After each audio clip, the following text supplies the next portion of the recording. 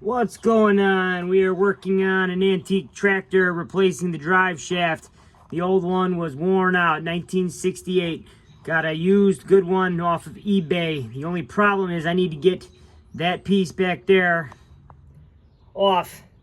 It's all wobbled out and there's a pin in there. So there's no good way to work on this without tearing it all apart, but I ain't got time for that. So I'm gonna drill a hole right here to knock that out.